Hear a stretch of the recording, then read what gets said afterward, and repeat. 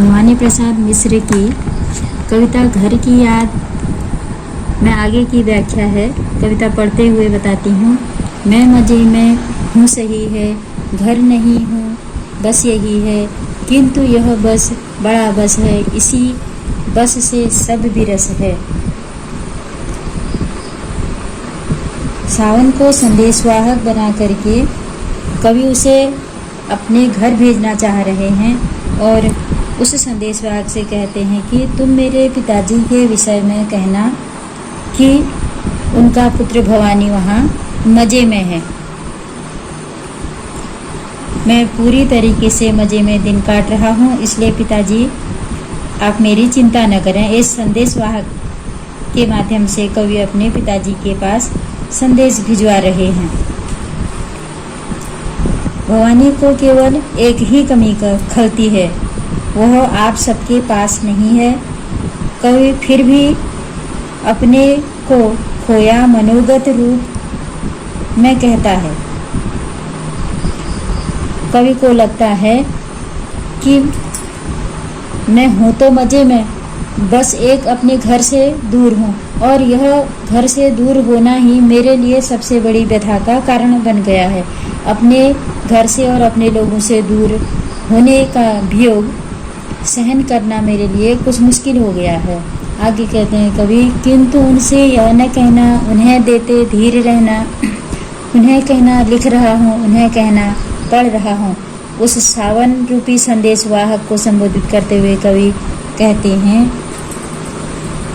कि हे सावन, तुम मेरे पिताजी के सामने मेरी ये बात मत कह देना कि मैं निराश हूँ।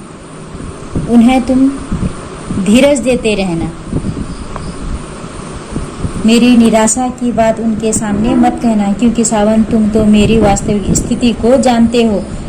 तुम इसलिए जानते हो क्योंकि वर्षा हो रही है, वह जो सावन बरस रहा है वह सभी स्थानों पर बार बार बरस रहा है, और वह जब सर्वत्र बरस रहा है तो वह सावन कवि को भी जानता है, कवि के घर की स्थिति को भी जानता है।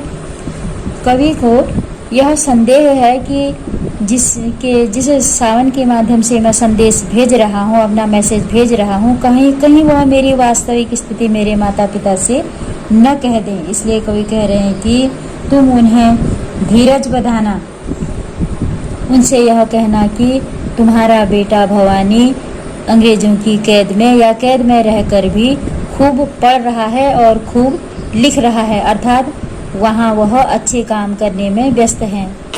काम करता हूँ कि कहना, नाम करता हूँ कि कहना, चाहते हैं लोग कहना, मत करो कुछ शोक कहना। कवि कहते हैं तुम पिताजी से कहना कि भवानी अर्थात कवि जेल में रहकर खूब काम करता है।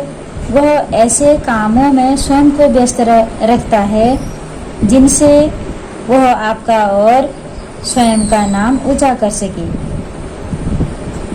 चाहते हैं लोग कहना, मत करो कुछ शोक कहना। वह जहाँ पर जेल में कैद है वहाँ पर उसको सभी लोग चाहते हैं, अर्थात उसके कामों से सभी उसकी प्रशंसा करते हैं। आप उसकी तनिक भी चिंता मत करना। ऐसा संदेशवाहक को कवि अपनी बातें बता रहे हैं। और कहना, मस्त हूँ मैं, कातने में व्यस्त हूँ मैं, वजन 70 शेर मेरा और भोजन ढेर मेरा। कह रहे हैं कवि, मैं गांधी जी द्वारा सूत काटने के कार्य में बहुत व्यस्त हूँ और अपने कार्य में व्यस्त रहने के कारण मैं बहुत मस्त हूँ, अर्थात आराम में हूँ। मुझे किसी प्रकार की कोई चिंता नहीं है। ऐसा कवि उस संदेशवाहक को बताते हुए कह रहे हैं। वजन 70 शेर मेरा और भोजन ढेर मेरा। मैं बहुत सारा ढेर सारा भोजन करता हूँ, भरपेट भोजन करता हूँ, इसलिए जो मेरा वजन हो गया है, जो मेरा भार हो गया है, वह लगभग 70 किलो का हो गया है, 70 शेर का हो गया है। कहने का आशय है कवि स्वयं को भरपूर भोजन खाता हूँ या ठीक ठाक भोजन मेरे लिए यहाँ व्यवस्था है, यह बताना कह रहे हैं। और ठीक भोजन करने के कारण मैं स्वस्थ तंदुरुस्त हूँ, यह कहना कह रहे हैं। और साथ में कह रहे हैं कि गांधी जी द्वारा चलाया गया सूत काटने का जो नियम है उसमें मैं बहुत व्यस्त हूँ और उस काम को करने में, स्वदेशी कार्य है, उस स्वदेशी कार्य को करने में मैं बहुत व्यस्त हूँ। कूदता हूँ, खेलता हूँ, दुख डट कर ठेलता हूँ, और कहना मस्त हूँ मैं, यूं न कहना अस्त हूँ मैं। हे सावन, तुम मेरे पिताजी से कहना कि मैं भवानी उनका पुत्र जेल में खूब खेलता हूँ, कूदता फांदता हूँ, और इस प्रकार दुखों को मैं अपने आगे आने ही नहीं देता। अर्थात जो दुख आते हैं मैं उनको ठेल लेता हूँ, अर्थात मैं उन दुखों को झेलने में सफल हूँ। मुझे यह नहीं लगता है कि मेरे सामने कोई समस्या आई हुई है। और कहना मस्त हूँ मैं, यूं न कहना अस्त हूँ मैं। सभी परेशानियों को दूर करने की मुझ में क्षमता है। खेलता हूँ, कूदता हूँ, और मैं यहाँ मस्त हूँ। फिर इस पद की अंतिम पंक्ति में कवि को थोड़ा सा संदेह हो रहा है। वो ये कह रहे हैं कि सावन, तुम यह मत कहना कि मैं यहाँ अस्त, अर्थात मैं बहुत परेशान हूँ। मेरी वास्तविक स्थिति का जिक्र सावन तुम मेरे माता पिता से मत करना। ऐसी मेरी स्थिति को सुनेंगे क्योंकि मैं अंग्रेजों की कैद में हूँ। मेरी वास्तविक स्थिति को जानकर मेरे माता पिता बहुत दुख हो जाएंगे।